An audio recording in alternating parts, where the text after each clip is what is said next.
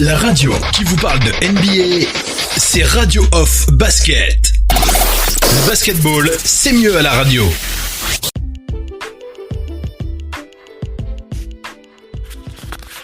Bienvenue les amis, bienvenue sur le parquet de la radio. Vous avez reconnu ma voix, c'est bien moi, Oncle Phil Basket pour cette quotidienne FM NBA. Et nous sommes donc le week-end, c'est le moment de revenir sur les matchs de la nuit et bien entendu de donner notre avis, nos appréciations concernant ces rencontres.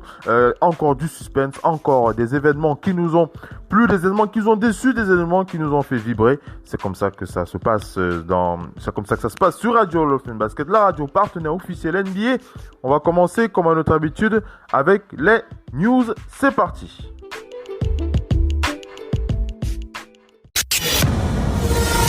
La radio qui vous parle de NBA, c'est Radio Off Basket. Le basketball, c'est mieux à la radio. Allez, on va commencer par cette partie news. On va du côté des Nuggets de Denver pour partager avec vous cette grosse gueulante de Mike Malone.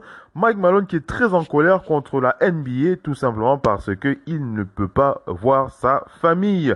On rappelle que c'est hier, après l'entraînement, lorsque les journalistes ont commencé leur point presse avec Mike Malone. Ce dernier a d'abord passé un gros coup de gueule à l'encontre de la NBA concernant le règlement de la bulle. Il est même allé très loin, qualifiant de nature criminelle la décision de la Ligue de ne pas permettre aux coachs de faire venir leur famille. Alors, on a quelques extraits des déclarations de Mike Malone. On commence par l'écouter et ensuite, on va traduire ça pour vous. On enchaîne, on écoute Mike Malone. Something that's got nothing to do with your question. Today's day 60. All right, so we have been here. The guys that came down here on July 7th, and there weren't many of us because we were ravaged with COVID. This, for the original crew, this is day number 60. And the reason I bring that up is because the players have their families here, which they deserve, which is the right thing to do. The referees are allowed to bring one guest, which is great for the referees. The coaches are not allowed to bring anybody. I say, shame on you, NBA. This is crazy. I miss my family, and I think I speak for me, I speak for my coaches, and probably all the coaches down here. 60 days and not having access and not being granted the privilege to have my family come here, to me, is criminal in nature. And that shouldn't be at all. So I wanted to get that off my chest. Vous l'aurez compris, hein, Mike Malone très en colère contre la NBA. Hein, il qualifie véritablement ce blocage comme étant criminel. Mike Malone en tant que coach, je pense que vous avez dû vous rendre compte, ça va faire 60 jours, presque 2 mois que les joueurs NBA, les franchises NBA sont dans la bulle et ce n'est pas facile hein, pour certains joueurs et je parle pas des joueurs, mais je parle des personnalités qui sont dans la bulle. Plusieurs personnes se sont régulièrement plaintes du fait de ne pas pouvoir voir leur famille, de ne pas pouvoir sortir. Et les joueurs, eux, ont eu l'autorisation de voir leur famille. Ce n'est pas le cas des coachs. Alors, vous avez entendu Mike Malone, vous venez d'entendre Mike Malone. Mike Malone qui a déclaré, tout d'abord, j'ai quelque chose à dire qui n'a rien à voir avec cette question, puisqu'on lui a posé une question concernant le jeu, concernant la NBA, concernant le tournoi. Et lui, il a plutôt répondu à une question sur le plan personnel. Il a dit, aujourd'hui, ça fait 60 jours dans la bulle. Les gars sont arrivés ici le 7 juillet et nous n'étions pas beaucoup parce que nous étions ravagés par le Covid-19. Mais pour le groupe arrivé en premier, c'est le 60e jour. Ce pourquoi j'évoque ça, c'est parce que les joueurs ont leur famille ici, ce qu'ils méritent, ce qui est une bonne chose pour eux.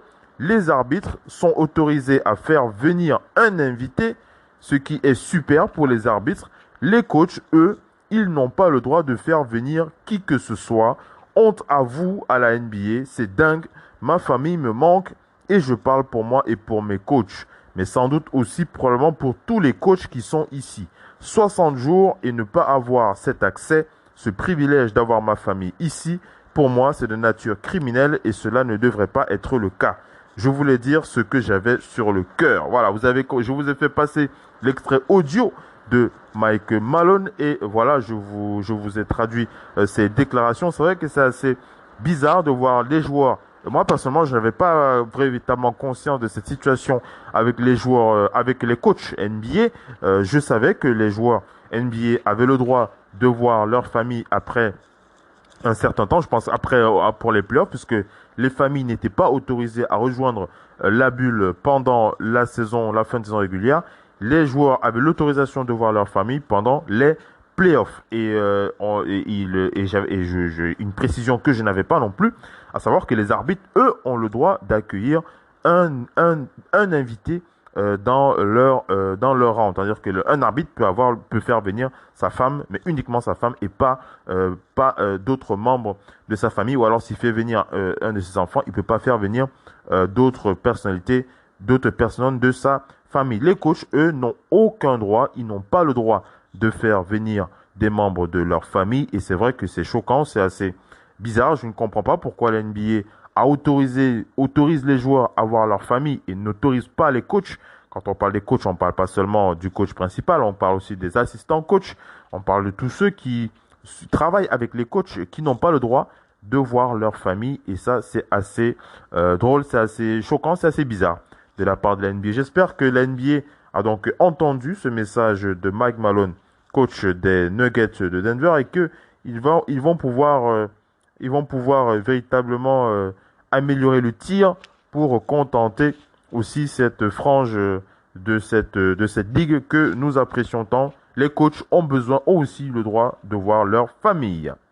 On enchaîne les amis avec les nominations NBA, puisque je partage avec vous la nomination de Jay Morant en tant que meilleur rookie de l'année. Cette fois, vous avez dû le voir sur les réseaux sociaux. Si ce n'est pas le cas, je vous le partage ou je vous le rappelle. Montrezl Harrell des Clippers de Los Angeles a été élu meilleur 6e homme de la NBA. L'intérieur a donc était donc finaliste avec Dennis Schroeder et son coéquipier Lou Williams. Il succède donc à Lou Williams. On rappelle que Montrezl Harrell a tourné à 18,6 points à 58%, 7,1 rebonds, 1,7 passes et 1,1 contre en 27,8 minutes. Il est le premier joueur à compiler au moins 18 points à 50% et 7 rebonds en sortie de banc depuis Kevin McHale.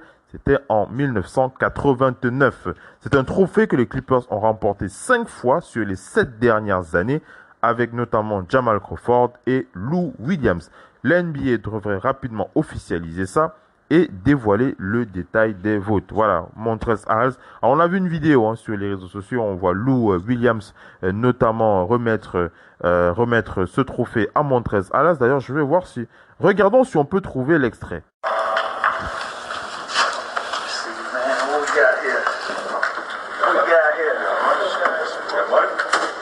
Alors je vous raconte juste ce petit détail. On voit les Clippers en salle d'entraînement et le coach Doc Rivers qui dit Lou Williams, j'ai besoin de ton aide. Et on voit Lou Williams qui se dirige vers un petit vestibule pour aller rechercher le trophée de meilleur 6e homme pour le transmettre à son coéquipier Montrezl Harrell. On revient sur l'extrait.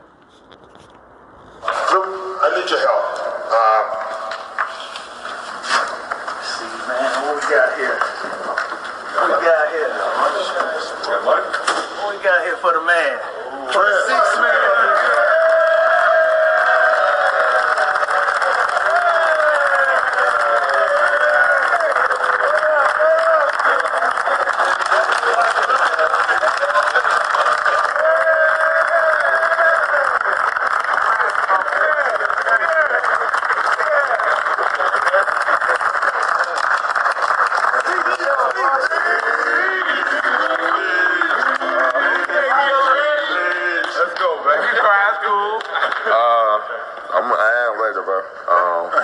Just because, I had this talk with my grandmother and losing her this year, it's still tough every day. So,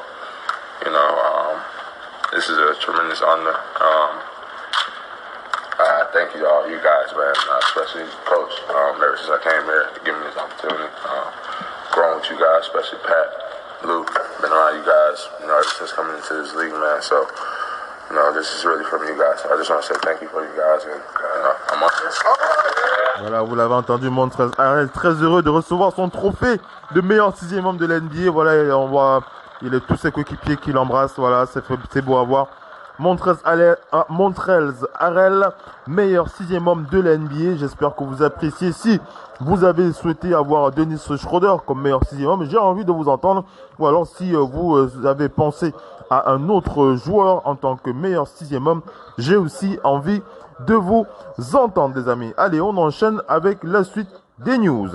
Allez les amis, on enchaîne, on va du côté des Nets de Brooklyn pour annoncer cette signature. Si vous ne l'avez pas vu passer, enfin si vous ne l'avez pas vu, si vous ne l'avez pas aperçu sur les réseaux sociaux, il s'agit de la nomination de Steve Nash en tant que head coach des Nets de Brooklyn. Voilà, c'est tombé, la nouvelle est tombée depuis plus de 24 heures maintenant. C'est vrai qu'on est assez surpris, on était assez surpris de savoir que Steve Nash est donc le head coach des Nets de Brooklyn, puisque parmi les noms qui circulaient, on avait entendu parler notamment de Jacques Vaughn, on avait entendu parler de Jason Kidd, on avait entendu parler de Tyronn Lue. C'est donc désormais l'ex-double MVP Steve Nash qui va donc prendre la tête du coaching staff des Nets de Brooklyn. On va partager avec vous une réaction de Kevin Durant qui s'exprime sur la nomination de Steve Nash en tant que head coach. Together. Well, he's had the coaching itch for years. He just didn't tell anybody. But I guess one of the people that did know was Sean Marks, the Nets general manager. I believe they played against each other in college. They played against each other in the national. Alors je précise, ce n'est pas véritablement Steve Nash ce n'est pas Kevin Durant qu'on entend, mais c'est plutôt Mark G. Spurs de ESPN qui nous raconte comment est-ce que la signature de Steve Nash a été donc réalisée. Je vous traduis tout ça dans quelques instants. On écoute d'abord Mark G. Spurs du côté d'ESPN. And I think another thing that Marks knew is that Steve had a really, really strong relationship with Kevin Durant and Kyrie Irving, the two Nets stars. So in order to be the coach of the Nets, I think everybody knows it's very, very important that you have a great head coach. I mean, a great relationship with the two icons that are playing for that franchise. Let's touch more on that here because Tim Legler was with us earlier and he was like, experience doesn't matter. It is the relationship here. And Steve Nash has worked with Kevin Durant before because keep in mind, Nash was the Warriors player development consultant. And Kevin Durant described his relationship with Nash back in 2018 to the Mercury News saying, quote, he's someone I can talk to about anything and somebody I really respect. His basketball mind is probably the best I have ever been around. I've learned so much. So many people taught me how to play. He's continued to teach me different things I can put into my game. And then, as you mentioned, Nash also has that strong relationship with Kyrie Irving. So how does that relationship then translate into what we're going to see on the floor from those two? Well, Nash has worked out in the past with both Kyrie and KD. Going to a lot of Warriors practices, it was not uncommon to see Steve, who, is a player development consultant with the Warriors, working out with Durant after the game. They worked on this odd one-legged shot thing together. And so I think it's through the years that they've been able to build a bond. Nash told me that they have a trust, a commonality, a language that they speak. In terms of Kyrie, these are two great point guards with similar minds. They've worked out together as well for years, and Nash said they have a mutual respect and admiration. And he said he's talked to both guys already. He said they're all excited. Obviously, this is the honeymoon period, but he believes that the three of them could build with the Nets together.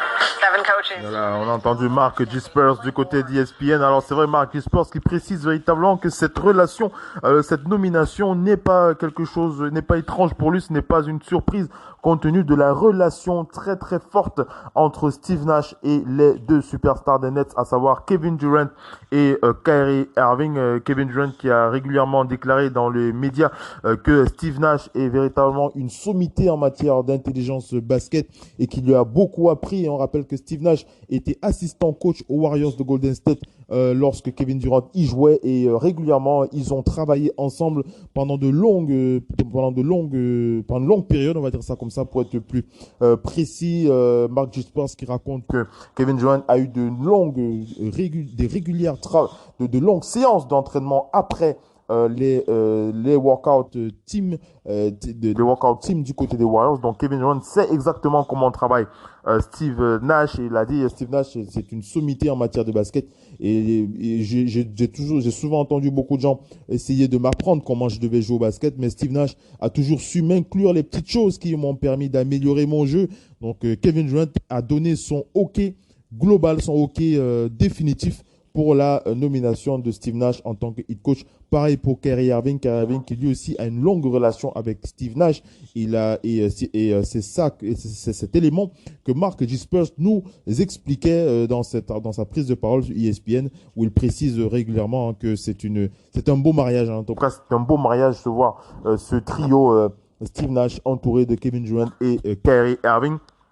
On a hâte de voir comment les Nets qui continuent de mettre petit à petit les puzzles, ils sont en train d'assembler le puzzle de leur franchise, et je trouve ça super excitant au vu de ce qu'ils ont déjà pu produire. On rappelle qu'on n'attendait pas les Nets de Brooklyn en playoff. Ils y sont allés, ils se sont fait sweeper par les Raptors de Toronto, mais c'était une équipe complètement désossée, mais ils ont tout donné jusqu'à la fin, et cette fois pour la saison prochaine, ça va être super excitant de voir les Nets de Brooklyn. En tout cas, les Nets sont pour moi l'équipe, si ce n'est l'équipe la plus excitante de la conférence Est, avec notamment ce duo Kyrie et Kevin Durant. On attend de voir qui sera le troisième joueur qui pourra rejoindre ce Big Two. Voilà un peu, je sais pas si vous ressentez cette excitation du côté des Nets. En tout cas, du côté de Radio Basket, nous, on est très très excités. On a hâte de voir ce que ça va donner dans les prochains mois. On reviendra sur la nomination de Steve Nash dans nos prochaines éditions. Voilà pour cette partie news. On va enchaîner avec les résumés des matchs de la nuit. On va parler donc de cette rencontre qui a opposé le Game 1, qui a opposé les Lakers aux Blazers de Portland, et le Game 1 et le Game 3 qui a donc opposé les Heat de Miami aux Bucks de Milwaukee. J'espère que vous êtes bien accrochés. C'est parti les amis. La radio qui vous parle de NBA, c'est Radio Off Basket. Le basketball, c'est mieux à la radio. Against Small for the Lakers, big. KCP. James Harden on Davis right now. Houston switching a lot. Danny Green inside in traffic and gets it to go. Looked like he took a shot in the face. Coming up court slowly. LeBron dips his shoulder and gets to the bucket. Eric Gordon played his best game since being in Orlando. In Game 7, Danny Green, side pocket three. LeBron staying right in front of him. Harden shook him. And a tough shot. Voilà les amis, vous l'avez entendu en début, it's big against smalls, it's big against smalls, vous l'avez compris, cette formation, le small ball de Mike D'Antoni face aux géants des Lakers de Los Angeles. On va simplement rappeler que les Texans n'ont pas eu l'air fatigués après leur Game 7. 48 heures avant, ils ont résisté malgré leur désavantage de taille, notamment en forçant 17 ballons perdus qui ont mené 27 points. Et ils ont terminé avec le même nombre de rebonds, 41 rebonds, les Lakers, qui n'ont plus mené après le premier quart-temps, après pourtant une bonne entame de match en marquant les 7 premiers points de la rencontre. Le reste du premier quart-temps a été bien plus disputé les deux équipes se sont livrées un chassé-croisé, et ce sont les Rockets de Houston qui ont viré en tête 29-28 malgré un dernier shoot à 3 points de Rajon Rondo. En début de second acte, les hommes de Mike D'Antoni ont pris les commandes de la rencontre sur 2 tirs à 3 points coup pour coup d'Austin Rivers pour démarrer. Très actif en défense sur les lignes de passe et plus engagé que les Lakers pour aller chercher les ballons à terre. Les Rockets ont fait la course en tête dans le second et le troisième quart-temps, et sans jamais faire le moindre break, comptant toujours une ou deux possessions d'avance. Sur 2 derniers paniers de Russell Westbrook et malgré un tir à 3 points de LeBron James, les Rockets de Houston menaient au score 85-79 à l'entame des 12 dernières minutes. C'est à ce moment-là que le match a définitivement basculé. Eric Gordon a inscrit les 9 premiers points des siens dans le dernier quart-temps, aidé ensuite par un tir à 3 points de Russell Westbrook qui a entamé le quart-temps pour un 12-3 qui a porté le score à 97-82. Mais les Rockets ne se sont pas arrêtés là. Eric Gordon a encore scoré, imité par James Harden, pour un terrible 16-3 qui a mis les leurs aux commandes du match 101-82. Avec 7 minutes 15 à jouer, Anthony Davis avait enfin mis fin à la disette des Lakers, mais ils n'ont jamais pu revenir au score dans le match. Vous l'aurez compris, James Harden était l'homme du match, MVP de ce Game 1 qui l'oppose donc aux Lakers de Los Angeles. 36 points pour James Harden, 12 sur 20 au tir, 3 sur 6 à 3 points, 5 passes. Très bien épaulé par le duo Russell Westbrook et Eric Gordon. Russell Westbrook, 24 points, 10 sur 24 au tir, 9 rebonds, 6 passes. Eric Gordon, 23 points, 7 sur 14 au tir, 3 sur 8 de loin. Les Rockets ont shooté à 48%, dont un 14 sur 39 à 3 points. Et surtout, une excellente prestation défensive. Ils ont limité le duo Anthony Davis et LeBron James au point. Anthony Davis a été limité à 25 points, 14 rebonds. LeBron James a été limité à 20 points, 8 rebonds et 7 passes. Les Lakers ont shooté seulement à 42%, dont un vilain 11 sur 38 à 3 points. Et les remplaçants n'ont pas été à la hauteur, à l'exception notamment de Alex Caruso, qui a eu 14 points. Kyle Kuzma était à 3 sur 9. Danny Green, 4 sur 12. Kentavious Caldwell-Pope, c'était la Bérésina pour lui, 2 sur 8. Et enfin, Rajon Rondo, qui effectue son retour, il était à 3 sur 9. Parfaite entame de la série pour les Rockets de Houston, qui s'imposent donc dans la manière, qui s'imposent avec la manière, sur un gros score 112 à 97 dans le sillage d'un excellent James Harden dans le dernier quart-temps. La radio qui vous parle de NBA, c'est Radio Off Basket. Le basketball, c'est mieux à la radio. The first quarter, picking up 2 quick fouls, which I think has led to him being very... Robbins in the three-point artist, doubled in the corner, got it back to Bam, shot clock at 2, Dragic from 3. How good has he been? Throughout so many playoff games, a former All-Star. Long shot outside, good by Chris Star with a nice early hit. Driving inside, Butler. 40 in game 1 season in the NBA. Now you got Jimmy Butler switched out on. Oh là là là là les amis, c'est très très mauvais du côté des Bucks de Milwaukee. On s'attendait pas à ça. Bien malin celui qui aurait pu prédire comment cette série allait évoluer à ce point avec cette fois 3-0. Les amis, le Heat qui mène 3-0. Giannis Antetokounmpo, les Bucks de Milwaukee qui sont en train de faire face au sweep. Allez, commençons par raconter d'abord ce match. On va revenir bien entendu sur nos impressions à la fin dans le résumé. Les Bucks qui sont dos au mur, ils avaient pourtant fait ce qu'il fallait pendant les 36 premières minutes grâce à une performance solide des deux côtés du terrain. En première mi-temps, sous l'impulsion du duo Lopez et Middleton, ils ont pris une dizaine de points d'avance pour mener finalement 57-50 au retour des vestiaires. En début de seconde mi-temps, ils ont continué de contrôler le match, mais sous l'impulsion de Jimmy Butler, le Heat a envoyé une première alerte avec un 10-0 pour passer brièvement en tête. Les Bucks ont très bien réagi et fini fort le carton à la faveur d'un 15-2 dans le sillage de Brook Lopez et George Hill pour mener finalement 87-75 après 3 cartons. Tyler Hero a démarré le carton par un tir à 3 points, imité ensuite par Goran Dragic pour inverser le momentum et mettre Miami seulement à 4 points. Puis, Jimmy Butler a pris les choses en main et il a aligné 9 points de suite pour reprendre la tête 96-93. Pendant un instant, les Bucks se sont accrochés mais ont violemment cédé, encaissant un terrible 17-1 pour finir le carton. KO debout, le 3 points de Jay Crowder à 2 minutes du buzzer a quasiment plié la volonté des Bucks sur ce score de 107-100. Une nouvelle fois, Jimmy Butler a été le héros de ce match, auteur de 17 de ses 30 points dans le dernier quart-temps. 7 sur 13 au tir, donc 2 sur 5 à 3 points, 7 rebonds et 6 passes. Il a été bien épaulé par Bam Adebayo, 20 points, Goran Dragic, 15 points, Jay Crowder, 17 points. Pas mieux sur le plan offensif pendant 3 quarts-temps. Le Heat de Miami s'est appuyé sur l'accélérateur des deux côtés du terrain et ils ont bien shooté à 3 points à 18 sur 47 à 3 points contre seulement 11 sur 37 aux Bucks de Milwaukee. Les Bucks ont shooté avec un terrible 0 sur 10 à 3 points dans le dernier quart-temps et 6 sur 23 à 3 points au total. Le trio Giannis Antetokounmpo 21 points, 7 sur 21 au tir, dont 0 sur 7 à 3 points pour Giannis, 16 rebonds et 9 passes. Mais Giannis, quand ça ne rentre pas, il faut arrêter de shooter. Pourquoi ce 0 sur 7 à 3 points? Chris Middleton, 18 points, 7 passes. Brook Lopez, 22 points, 8 sur 17. Ce trio qui a mené les Bucks dans les 3 premiers quarts-temps n'ont pas répondu présent dans les 12 dernières minutes. Giannis n'a pas aidé par une entorse en premier quart-temps. qui a semblé le ralentir. Le Heat de Miami n'est plus qu'à une seule victoire au terme d'un dernier quart-temps monstrueux, remporté 40-13 pour remonter un retard de 12 points. Pour remonter un retard de 12 points. Et dominer les Bucks de Milwaukee sur ce score de 115-100 dans le Game 3. Jamais aucune équipe dans l'histoire n'a remonté un retard de 3-0, ce qui montre la difficile position des Bucks de Milwaukee. On est véritablement KO debout.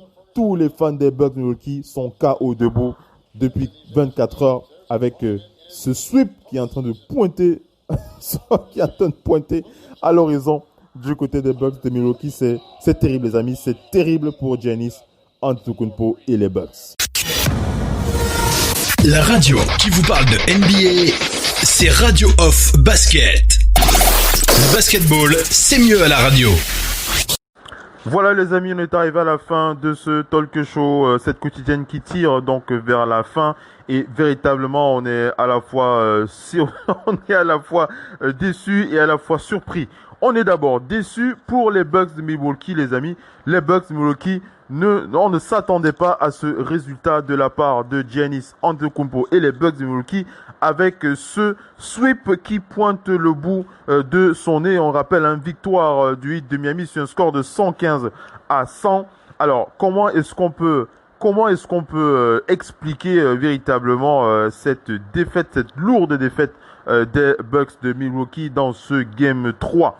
Les Bucks de Milwaukee qui ont échoué là où les Raptors de Toronto ont réussi avec un tir alléluia de OG Anunoby sur la dernière seconde qui donne la victoire finale aux Raptors. On en avait parlé récemment, on y reviendra notamment dans l'analyse du Game 3 par Mike Laviole et l'Express Canada, et on y reviendra dans Total Africa NBA enregistrement ce soir avec nos partenaires. Giannis Antetokounmpo 0 sur 7 à 3 points, 35 minutes en de jeu pour moins 13 en plus-minus, 21 points. Brook Lopez moins 23, Eric Bledsoe moins 22, Wesley Matthews moins 12. Voilà le trio qui a donné les mots de tête à Mike Budenholzer du côté des Bucks de Milwaukee. Ils n'ont pas fait le taf défensif qu'ils auraient dû impulser dans ce match. Je disais bien, moins 23 pour Brook Lopez avec 22 points, moins 22 pour Eric Bledsoe pour 8 points et moins 12 pour 6 points pour Matthews, 6 points pour Wesley Matthews. Eric Bledsoe était lui, je l'ai dit, alors je reviens sur la note, sur mes notes là. Eric Bledsoe est donc à 8 points, les amis. Voilà, ça fait mal, hein. Et du côté des remplaçants, on n'a pas mieux avec personne qui attend les 15 points. On a George Hill qui a 13 points, mais il est à moins 9. Voilà, une équipe des Bucks qui a véritablement souffert et une équipe dominatrice du Heat du Miami qui n'a perdu aucun match dans ces playoffs depuis qu'ils sont dans la bulle. Le Heat du Miami qui file tout droit vers une finale de conférence, une belle finale de conférence qui pourrait l'opposer aux Celtics de Boston. Ce serait incroyable de voir ça. En tout cas, ce n'était pas dans mes prévisions. Je ne l'avais pas prévu. Voilà, Giannis Antetokounmpo qui va d'abord commencer avec son équipier par éviter la honte du sweep avec le Game 4. Ce sera prochainement. On y reviendra dans ce Game 3 pour donner encore plus d'explications. Parce que véritablement, on est sonné, on est déçu de voir les Bucks avec ce résultat. Du côté des Lakers de Los Angeles, on est surpris. Alors ça, c'est la surprise qui prône ce match. On n'est pas déçu, mais on est plutôt surpris. Et on est surpris parce que la logique, on a deux logiques. On a un système en small ball des Rockets de Houston. On a un système classique avec deux intérieurs dominants, des ailiers dominants et un ailier dominant, deux intérieurs dominants. Avec du côté des Rockets, on a plutôt une volonté d'arracher les ballons, de défendre les Rockets, qui ont une grosse défense. La défense des Rockets, c'est cette défense qui les ont qualifiés, on rappelle, pour cette demi-finale de conférence. On se souvient du gros contre de James Harden sur Luka Dort face au Thunder d'Oklahoma City. C'est la défense des Rockets de Houston qui les a menés en demi-finale, et c'est encore cette défense des Rockets de Houston qui leur ont permis de battre les Lakers de Los Angeles. Les Lakers de Los Angeles qui ont perdu énormément de ballons hein, dans ce match. On va aller dans la team stat des Lakers de Los Angeles au niveau des ballons perdus. Les Lakers ont perdu 17 ballons, les amis. Les Lakers ont perdu 17 ballons dans ce match et ce n'est pas rien. Les Lakers qui ont marqué moins de points dans la raquette que les Rockets de Houston. Vous vous rendez compte, les Rockets ont marqué 42 points in the paint contre 40 points pour les Lakers de Los Angeles. Et les Lakers qui ont aussi fait beaucoup de fautes dans ce match. 20 fautes pour les Lakers contre 19 fautes réalisées par les Rockets de Houston. Une équipe des Lakers qui n'ont pas pu s'imposer dans le feu de ce match, notamment avec moins 15. Et ça, c'est très fâcheux de la part de LeBron James, qui a donc eu moins 15 sur cette rencontre. Moins 15 pour LeBron James pour 20 points. Anthony Davis, 25 points pour moins 6. Les deux leaders des Lakers de Los Angeles n'ont pas donné ce qu'il fallait pour impulser l'aspect défensif de leur équipe. La défense de LeBron James et la défense de Anthony Davis est à pointer du doigt pour mettre le feu dans les causes qui ont mené les Lakers dans la défaite de ce Game 1. Kyle Kuzma, lui aussi, a énormément déçu. Il était à moins 21 pour 8 points scorés dans ce match. Marcus Morris, qu'on attendait aussi en défense, a déçu 0 points pour moins 10 en plus-minus en 9 minutes. Les Lakers doivent véritablement se réveiller et montrer un meilleur visage dans le Game 2. En tout cas, on sait qu'ils démontreront un meilleur visage dans ce Game 2. Ce n'est absolument pas normal qu'on voit ce small balls s'imposer sur cette big team des joueurs grands qui se font dominer par des joueurs plus petits. C'est incroyable, mais c'est aussi ça le basket. Le basket, c'est d'abord la balle au sol et ensuite on se regarde les yeux dans les yeux pour voir qui met le ballon dans le panier et qui réalise des stops. Les Rockets qui ont réalisé plus de stops que les Lakers et ils ont maîtrisé cette rencontre. Félicitations Rockets pour ce Game 1 et on attend un autre visage de LeBron James et les Lakers pour ce Game 2. Voilà les amis, on est arrivé à la fin de cette quotidienne FM NBA. J'espère que vous avez apprécié. C'était Uncle Phil Basket. Je vous donne rendez-vous pour les prochains talk shows. L'analyse du Game 3 des Raptors face l'analyse du Game 3 des Raptors par Dino Talk, notre partenaire Mike Laviole, c'est dans quelques instants sur Radio Le Fait Basket avec l'Express Canada. Et l'enregistrement de Total Africa, ce sera dimanche soir, diffusion lundi dans la journée sur les réseaux Radio Le Fait Basket, la radio partenaire officielle NBA. Ciao les amis, bye bye, c'était Uncle Phil Basket dans cette quotidienne FM NBA. À la prochaine les amis. La radio qui vous parle de NBA, c'est Radio Off Basket. Le basketball, c'est mieux à la radio.